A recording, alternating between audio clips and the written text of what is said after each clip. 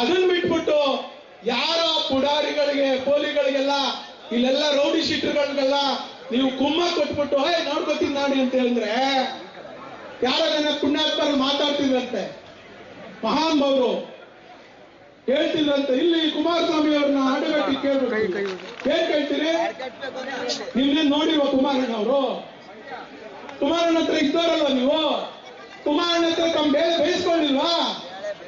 ಇವತ್ತೆಲ್ಲ ಎದ್ದೆತ್ತಿನ ಬಾಲ ಹಿಡ್ಕೊಂಡು ಹೋಗಿ ಅಲ್ಲಿ, ಹೌದಲ್ವಾ? ಎದ್ದೆತ್ತಿನ ಬಾಲ ಹಿಡ್ಕೊಂಡು ಹೋಗಿ ನಿಂತಿದ್ದೀರಿ ಅಲ್ಲೆಲ್ಲ. ಇವತ್ತು ಬಾಲಕೃಷ್ಣ ಗೋಲಿಬಾರ್ ಅವ್ರು ಯಾರಿಗೆ ಕಾರಣ ಅಂತ, ಒಳ್ಳೆಯಪ್ಪ ಟೆಕ್ಸ್ಟೈಲ್ ಗೋಲಿಬಾರ್ ಮಾಡಿದವ್ರ ಮೇಲೆ ಕಳ್ಸವ್ರೆ. ಯಾರನ್ನ? ಒಳ್ಳೆಯಪ್ಪ ಟೆಕ್ಸ್ಟೈಲ್ ಗೋಲಿಬಾರ್ ಆಗಿ ಒಳ್ಳೆಯಪ್ಪ ಟೆಕ್ಸ್ಟೈಲ್ ನ ಮುಚ್ಚಿಸಿದ್ರು. ಯಾರು? ಇದೇ ಮಹಾನ್ ಅವರು ಮುಚ್ಚಿಸಿದ್ರು. ಕುಮಾರಣ್ಣನ ಕಣ್ಣು ಮುಂದೆ ಇವತ್ತು ಸಾಕ್ಷಿಯಾಗಿ ಹೇಳಿದೆ. ಇವತ್ತೆಲ್ಲ ಹಿರಿಯರು ನಾವೆಲ್ಲ ಇದ್ದೀರಿ, ಬಿಳಿದವರು ಇವತ್ತಿದೆ. ಒಳ್ಳೆಯಪ್ಪ ಟೆಕ್ಸ್ಟೈಲ್ ಇವತ್ತು ಉಳಿದಿದ್ಯಾ? ಕಾರ್ಮಿಕರು ಉಳಿದವ್ರ? ಏನಾಯ್ತು ನಿಮ್ಮ ಹೋರಾಟ? ಯಾರು ನ್ಯಾಯ ಕೊಡಿಸಿದ್ರಿ?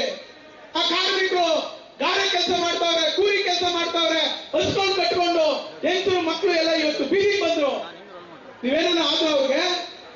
ಇದೇ ಟೊಯೋಟಾ ಫ್ಯಾಕ್ಟ್ರಿ ಮುಚ್ಚಕ್ ಬಂದ್ರಿ ನೀವು ವಿರೋಧ ಪಕ್ಷದಲ್ಲಿದ್ದಾಗ. ನಾವು ಒಂದು ಟೊಯೋಟಾ ಫ್ಯಾಕ್ಟ್ರಿನ ಹೋದ್ರೆ ಅನ್ಯಾಯ ಆಗ್ತದೆ ಅಂತ ಹೇಳಿ ಟೊಯೋಟಾ ಫ್ಯಾಕ್ಟ್ರಿ ಪರವಾಗಿತ್ತು, ಟೊಯೋಟಾ ಫ್ಯಾಕ್ಟ್ರಿನ ಉಳಿಸಿದ್ವಿ. ಅವತ್ತು ವಿರೋಧ ಹೋರಾಟ ಮಾಡಿದವರು 70-80 ಜನ ಕಾರ್ಮಿಕರು ಬೀದಿಗೆ ಬಿದ್ರು, ಟರ್ಮಿನೇಟ್ ಆದ್ರು. ಇವತ್ತರೆಗೂ ನೀವು 3 ವರ್ಷ ಆಯ್ತು ಸರ್ಕಾರ ಬಂದು ಕೆಲಸ ಕೊಡ್ಸಕ್ಕಾಗಿದ್ದೀರಿ ನೀವು? ಹೇಳಿ ಮುಖ್ಯಮಂತ್ರಿಗಳೇ, ನೀವು ಕೆಲಸ ಕೊಡ್ಸಿದ್ದೀರ ಅವ್ರಿಗೆ? ಕೊಡಿಸಿ. ಇವತ್ತು ಕಾಲ ಮಿಂಚಿಲ್ಲ, ನಿಮ್ಮನ್ನ ಗೌರವಿಸ್ತೀವಿ. ಆ 75 ಕುಟುಂಬ ಇವತ್ತು ಬೀದಿಗೆ ಬಿದ್ದಿದೆಯಲ್ಲ, ಅವ್ರಿಗೆ ಇವತ್ತು ಕೆಲಸ ಕೊಡಕ್ಕಾಗಿಲ್ಲ. ನ್ಯಾಯ ಕೊಡ್ಸಿದ್ದೀರಾ?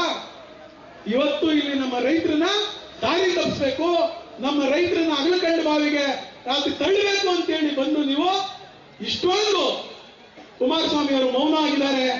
ಯಾರ ನಮ್ಮ ಮುಖ್ಯಮಂತ್ರಿ ಆಗಿದ್ದಾರೆ, ಎಲ್ಲೋ ಸರ್ಕಾರ ನಡೆಸ್ಕೊಂಡು ಹೋಗಿ ಅಂತ ಹೇಳಿದ್ರೆ ನಮ್ಮ ಕುಮಾರಣ್ಣ ನೀವು ಕೆಳಗ್ತೀರಾ?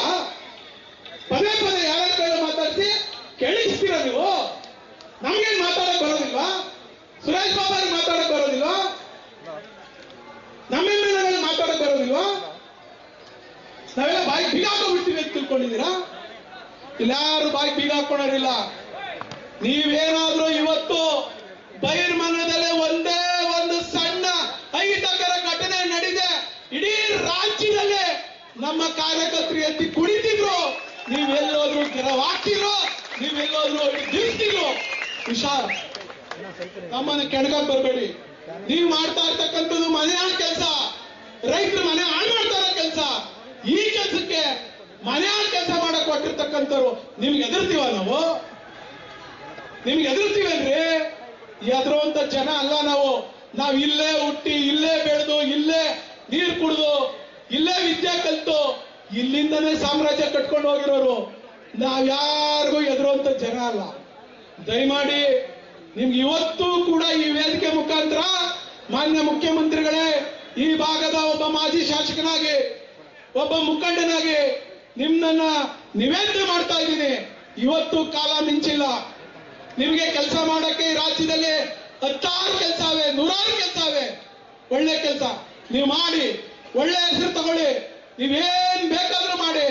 ಆದ್ರೆ ಈ ಕೆಟ್ಟ ಕೆಲಸಕ್ಕೆ ಇವತ್ತೇ ನೀವು ಫುಲ್ ಸ್ಟಾಪ್ ಆಗಿ ಇವತ್ತೇ ಬಿಟ್ರೆ ನೀವು ಈ ರಾಜ್ಯಕ್ಕೆ ಒಳ್ಳೆ ಮುಖ್ಯಮಂತ್ರಿಗಳಾಗ್ತೀರಿ.